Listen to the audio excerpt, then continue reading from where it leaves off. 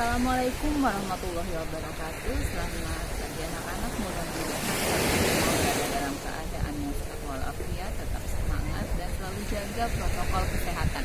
Karena saat ini sedang wabah virus corona, di mana kalian harus selalu menjaga kesehatan agar tidak terkena virus corona. Untuk pertemuan kali ini kita akan membahas tentang perkuliahan. Pada kelas 2 atau di tahun sebelumnya kita telah membahas tentang perkuliahan. Nah, waktu itu yang dibahas adalah mengenai seleksi, kemudian mate, lalu juga sempat kita simak pemilihan jurusan dan banyak lagi hal yang lain. Lalu sekarang kalian akan memasuki tahap di mana kalian mulai memilih jurusan kuliah. Siswa SMK tentu saja mempunyai peluang untuk masuk ke perguruan tinggi. Karena itu, apalagi dengan sistem seleksi masuk perguruan tinggi yang sekarang, itu jelas memudahkan kita sebagai siswa SMK untuk lolos tes. Jadi, apabila kalian mengikuti seleksi yang pertama SNMPTN, maka kalian akan dinilai dari nilai rapot. Akan diseleksi dari nilai rapot. Yang pertama adalah seleksi sekolah. Seleksi sekolah itu kalian harus menjadi 40% dari siswa yang membuat akun di LTMPT.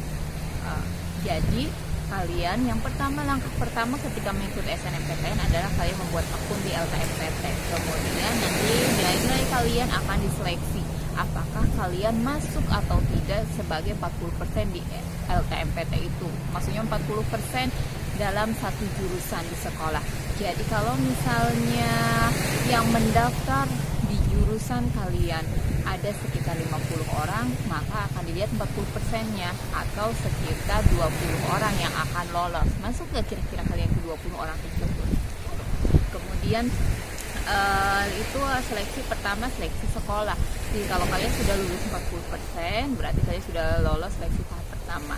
Setelah itu kalian akan seleksi di tahap kedua atau seleksi di universitas. Jadi setelah lulus 40%, kalian akan seleksi di universitas di jurusan yang kalian inginkan. Kalian akan bersaing dengan siswa-siswa dari sekolah di Indonesia. Seperti itu.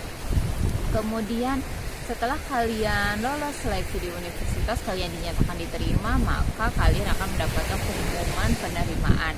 Nah, proses seleksi SNMPTN ini dimulai sekitar bulan Desember untuk membuat akun di LTMPT.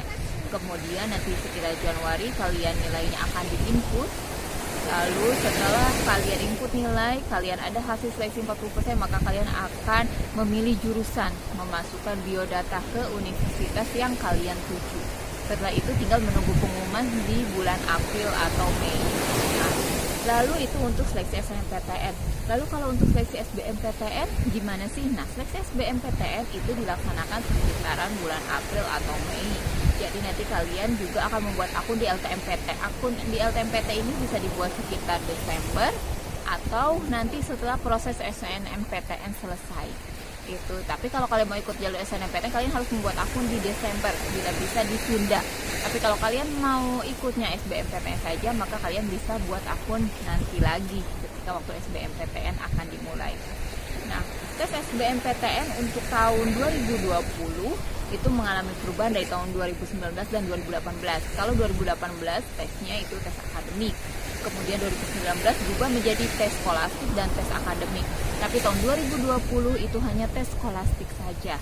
Untuk 2021 kita belum ada infonya. Harapannya kalau misalnya kita tetap menggunakan tes skolastik, tentu saja ini membuka peluang yang besar bagi kita siswa SMK. Di mana kemampuan akademik kalian atau pengetahuan dari sisi mata pelajaran tidak akan terlalu diteskan. Kenapa? Karena tentu saja kalian tidak mempelajari banyak mapel yang diujikan. Jadi misalnya begini, kita itu ada masuk di jurusan IPS, di jurusan Sosial Humanity. Nah, ketika kalian nanti mengambil jurusan sosum, maka kalian akan diujikan antropologi, geografi, sejarah, ekonomi. Itu adalah mata pelajaran yang tidak dipelajari di sekolah kita. Otomatis kalian harus ekstra belajarnya. Tapi untuk tahun kemarin 2020 itu kalian tidak ada namanya tes potensi akademik, jadi hanya tes skolastik saja. Tes skolastik itu tes pengetahuan umum, penalaran. gitu. Jadi semuanya pengetahuan dasar, berhitung dasar, kemampuan membaca, kemampuan menganalisis, itu semuanya sebenarnya kemampuan dasar yang pasti semuanya dimiliki. Tapi tetap saja kalau misalnya kalian tidak terbiasa dengan soal-soalnya, tidak terbiasa dengan tesnya, bisa jadi kalian tidak berhasil mengerjakan tesnya. Lalu setelah SBMPTN pada bulan April atau Mei, kita akan melakukan tes mandiri atau ujian mandiri. Ujian mandiri ini biasanya beberapa universitas mengambil nilai dari SBMPTN atau nama tesnya adalah UTBK. Jadi kalian sudah tes UTBK itu bisa untuk SBMPTN. Apabila SBMPTN gagal, maka kalian bisa ikut ke ujian mandiri. Jadi nilainya itu disertakan lagi di ujian mandiri. Terus lalu gimana Bu, saya nggak sempat ikutan SBMPTN tapi pengen ikut ujian mandiri. Bisa, tapi kalian harus mengambil yang tes ujian mandiri, tes lagi, atau bisa saja nama lainnya tes CBT gitu, tergantung nama kampusnya ya. Jadi ketika kalian SNMPTN kalian difasilitasi sekolah. Kalau misalnya SBMPTN kalian mendaftar sendiri karena dari akun masing-masing. Kemudian kalau misalnya ujian mandiri itu juga kalian harus mencari informasi sendiri karena setiap universitas berbeda caranya, berbeda tesnya, berbeda tanggalnya gitu. Jadi tergantung dari universitas yang kalian tuju. Begitu. Nah, lalu gimana sih Bu caranya kita untuk bisa menaklukkan SBMPTN? Ya tentu saja kalian harus berlatih, banyak berdoa ya. Gimana misalnya berlatihnya? Jadi berlatihnya itu adalah yang pertama, saran ibu kalian harus sudah punya jurusan apa yang kalian ingin masuki. Setelah kalian punya jurusan yang ingin masuki, kalian cari lagi alternatifnya, ada di kampus mana saja jurusan itu. Lalu setelah itu, setelah kalian tahu kampus mana yang ingin kalian dapatkan, kalian bisa mencari passing grade-nya. Biasanya di beberapa blog, kemudian di tempat kursus, biasanya ada informasi. Berapa sih passing grade untuk masuk ke universitas A jurusan B, misalnya seperti itu. Nah, setelah kalian mendapatkan informasi itu, kalian bisa mengira-gira saya mau masuk kemana ya, saya harus belajarnya seperti apa untuk mendapatkan nilai yang sesuai dengan universitas yang dimaksud. Selain itu, kalian juga harus mencari tahu di jurusan yang diinginkan itu menerima nggak sih siswa dari SMK. Misalnya kalian kita ada di bidang pariwisata dan bisnis manajemen, itu bisa nggak kalian lintas jurusan ke jurusan pertanian misalnya seperti itu, karena ibu yakin sekali beberapa dari kalian tidak ingin melanjutkan di jurusannya yang sekarang gitu, tetapi pengen ke jurusan yang lain gitu, yang baru, yang mungkin passionnya seperti itu. Nah itu bisa saja kita lintas jurusan, tapi kita juga harus tahu di jurusan yang dituju itu menerima nggak siswa dari SMK, menerima nggak dari jurusan kita gitu. Jangan sampai kalian sudah belajar susah-susah pengen atau maksudnya ngotot pengen ke jurusan itu, ternyata jurusan tersebut tidak menerima gitu, atau kalian pengen ke universitas A ngotot banget gitu, pengen banget, ternyata jurusan A itu tidak menerima siswa dari SMK, tetapi di jurusan A itu di universitas yang lain kalian bisa diterima gitu. Jadi sebaiknya mencari tahu lebih banyak tentang universitas yang kita tuju, tentang jurusan yang kita tuju, karena tentu saja itu akan membantu langkah-langkah kita ke depannya. Nah, proses belajarnya dimanapun itu kalian akan disarankan untuk selalu belajar. Nah, kalau misalnya sekarang karena sistemnya skolastik, belajarnya apa sih yang harus dipelajari? Kalian bisa beli buku-bukunya tes skolastik, kemudian kalian bisa download soalnya atau ikut tryoutnya.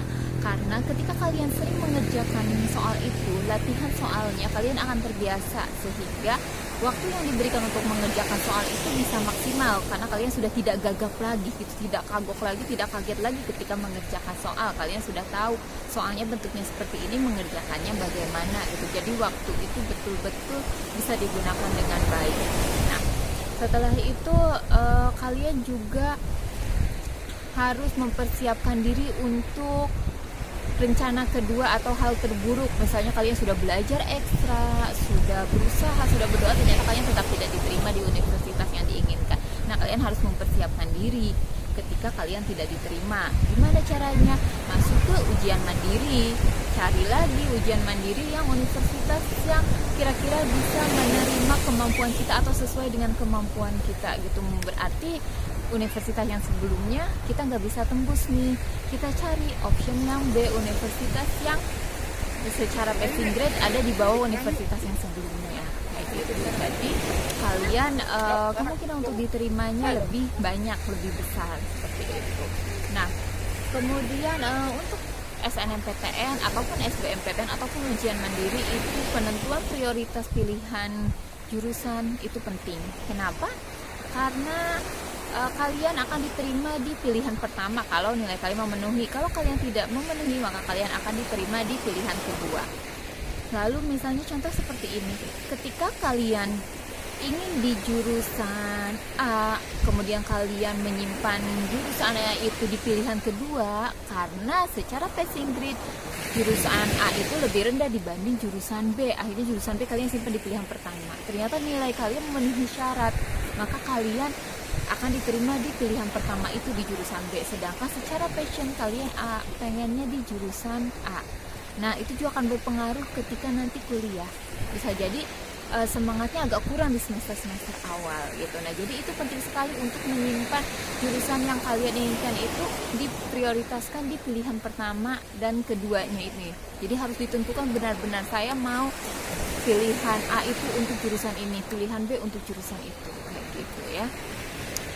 Setelah nanti kalian diterima di universitas yang diinginkan, kalian akan registrasi ulang gitu. Nanti ada beberapa syarat yang kurang, silakan hubungi ibu, silakan hubungi pihak sekolah untuk melengkapi syarat-syaratnya.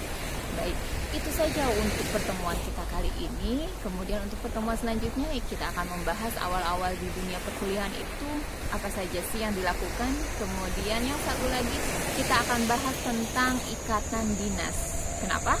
Karena siapa tahu dari 200 lebih siswa ibu ada yang pengen masuk ke ikatan dinas. Itu saja untuk pertemuan kali ini. Terima kasih atas perhatiannya. Ibu tutup. Assalamualaikum warahmatullahi wabarakatuh.